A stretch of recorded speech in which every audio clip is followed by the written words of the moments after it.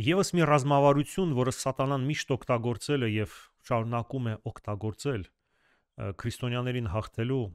եւ ճշմարտության հաղթական ընթացքը կասեցնելու համար, ներկայացված է երրորդ ձիավորի միջոցով։ Չափազանց կարևոր է, որ յուրաքանչյուր քրիստոնյա ճիշտ հասկանա, ճիշտ ըմբռնի այս կարևոր լուրը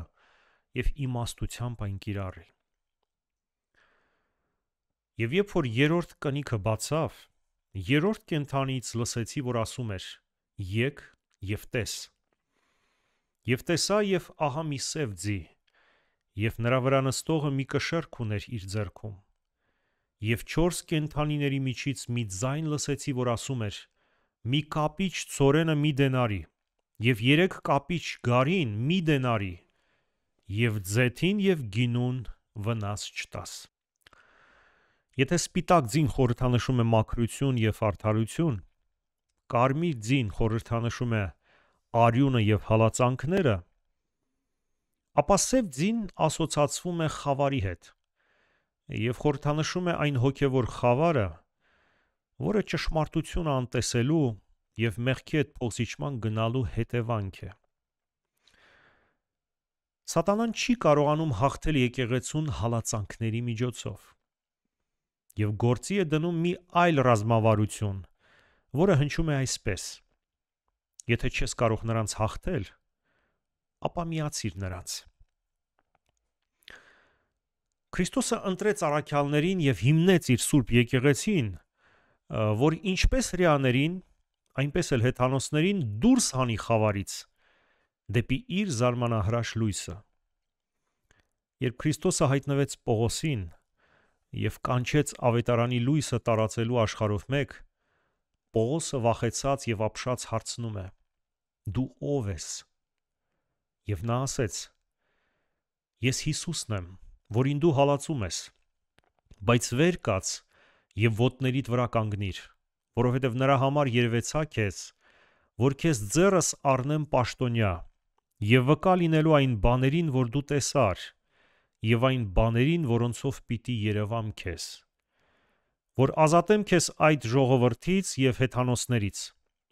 որոնց մեջ ես հիմա քեզ ուղարկում եմ, նրանց աչքերը բանալու եւ խավարից դեպի լույսը դարձնելու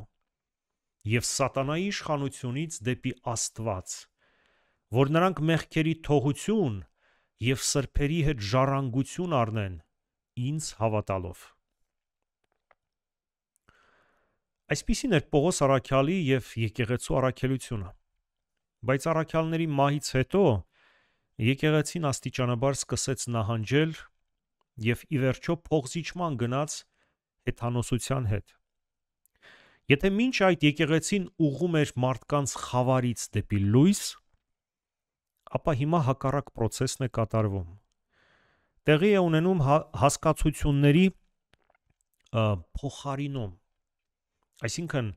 սևը սկսում են անվանել սպիտակ, իսկ սպիտակը սև։ Ինչպես Եսայան է ասում. «Վայ նրանց, որ քաշում են անօրենությունը ունայնության չվաններով, եւ մեղքը իբր թե սայլի թոկերով, որոնք ասում են. թող շտապի, շուտ անի իր գործը, որ տեսնենք, եւ թող մոտենա ու գա Իսրայելի Սուրբի խորհուրդը, որ գիտենանք։ Վայ նրանց, որ չարին ասում են բարի եւ բարիին չար, որ խավարը շինում են լույս եւ լույսը խավար, որ դառը քաղցր են շինում եւ քաղցրը դառը։ Վայ նրանց, որ իրենց աչքին իմաստուն են եւ իրենց առաջ գիտուն»։ Այս ամենը եկեղեցու անհավատարմության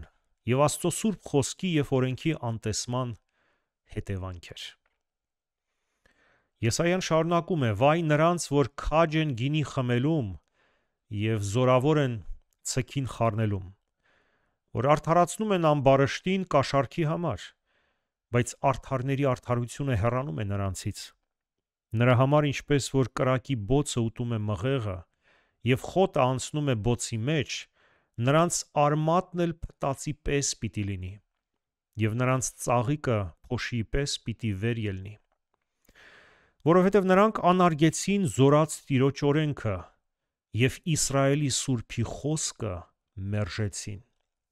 Աստծո խոսքը և Աստծո Սուրբ օրենքը մերժելու պատճառով Աստծո անունը դավանող ժողովուրդը հայտնվում է հոգևոր խավարի մեջ։ Ցանկացած մարդ, ցանկացած ժողովուրդ, ով ստանում է Աստծո խոսքի լույսը և չի հետևում այդ լույսին, հայտնվում է խավարում։ Աստծո խոսքը նաև այն հացն է, որը զորացնում է քրիստոնյային խավարի դեմ պայքարում։ Այս տեսիլքի մեջ ներկայացված կշեռքը, ցորենը և գարին, որոնց արժեքը մոտավորապես 8-ից 16 անգամ ավելի թանկ է, քան սովորաբար։ Այսինքն այս ամենը ցույց է տալիս սով, հոգևոր սով, որի մասին գրված է Ամոս մարգարեի գրքում։ Ահա օրեր են գալիս, ասում է Տեր Եհովան,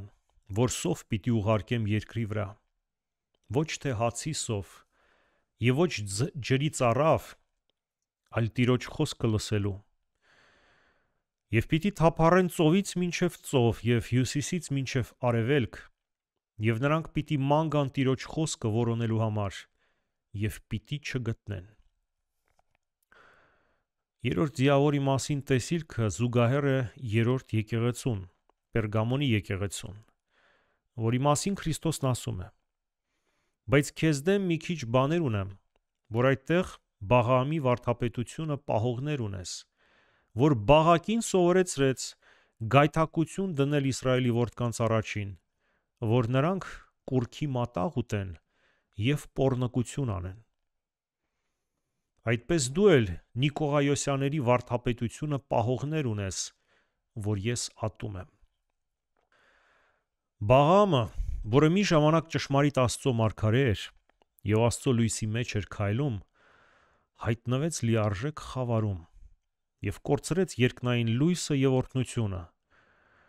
քանի որ շահի և փառքի համար միաբանվեց հեթանոս թագավոր Բաղակի հետ և Աստծո կամքին հակառակ ուզում էր անիծել և ոչնչացնել Աստծո ընտրյալ ժողովրդին։ Բաղաամը ավելի վստահեց իր մարդկային իմաստությանը, քան աստվածային հայտնությանը, ինչը չէր կարող մնալ անպատիժ։ Նման փոփոխություններ տեղի ունեցան հռոմեական կայսրությունում սկսած 313 թվականին, հայտնի Միլանի հրովարտակի շնորհիվ, որի ստորագրությամբ քրիստոնեությունը դադարում էր լինել անօրինական և հալածվող կրոն։ Հայաստանում դա սկսվեց 301 թվականին, երբ Տրդատ III և Գրիգոր Պարթևի ջանքերով, ինչպես Օրմանյանն է գրում, թագավորական գերդաստանը, նախարարները, բանակն ու ժողովուրդը միասնաբար քրիստոնեություն ընդունեցին, և քրիստոնեությունը պաշտոնական կրոն հռչակվեց։ Կարծես թե քրիստոնեությունը հաղթեց, բայց ինչ գնով։ Դեյվ Հանտը գրում է. հանճարեղ զորավար Կոնստանտինոսը հասկանում էր, որ առանց կրոնական միաբանության չի կարող լինել քաղաքական կայունություն։ Բայց դրան հասնելու համար անհրաժեշտ է միաբանել հեթանոսությունը և քրիստոնեությունը։ Ինչպես էր դա հնարավոր իրականացնել։ Կայսրությանը անհրաժեշտ էր համընդհանուր էկումենիկ կրոն, որը ընդունելի կլիներ յուրաքանչյուր քաղաքացու համար, բազմամշակութային հասարակության մեջ։ Քրիստոնյաներին պաշտոնական կարգավիճակ տալը բավարար չէր կայսրության ներքին խաղաղությունը ապահովելու համար։ Քրիստոնյաները պետք է որոշակի փոխզիջման գնային, որպեսզի հեթանոսները կարողանային ընդունել քրիստոնեությունը, նկատեք,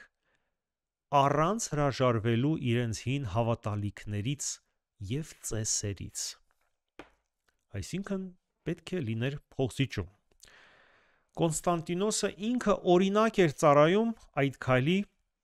նպատակահարմարությանը։ Ինչպես Բաղաամը ուրախացավ, որ կարող է օգնել հեթանոս թագավոր Բաղակին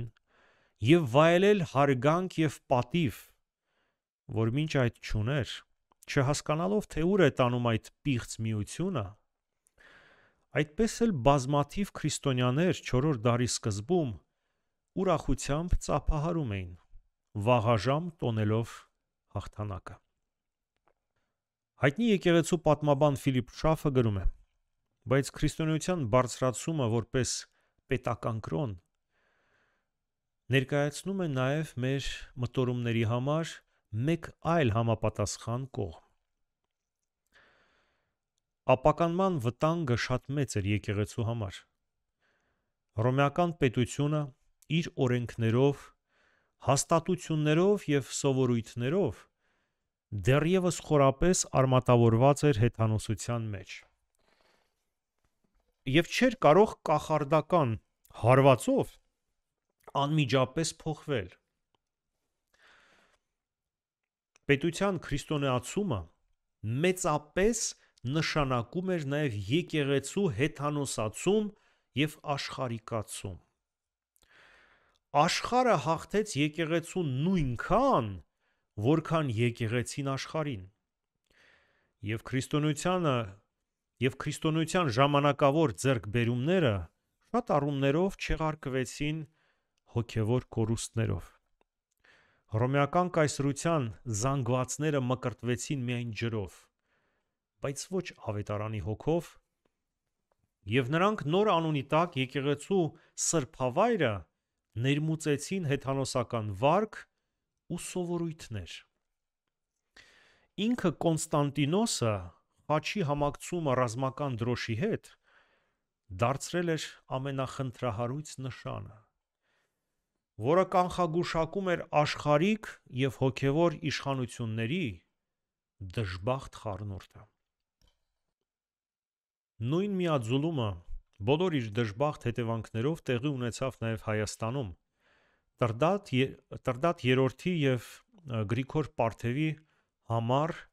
եւ անկեղծ ջանքերի շնորհիվ։ Բայց լույսը չի կարող միաբանվել խավարի հետ, քանի որ նրանք անհամատեղելի են։ Մաքուր ջուրը միախառնվելով կեղտոտ ջրի հետ չի կարող պահպանել իր մաքրությունը։ Բաղաամը միաբանվելով հեթանոս թագավոր Բաղակի հետ հույս ուներ, որ կշարունակի հավատարիմ ծառայել Աստծուն, բայց արդյունքում դարձավ Աստծո թշնամի։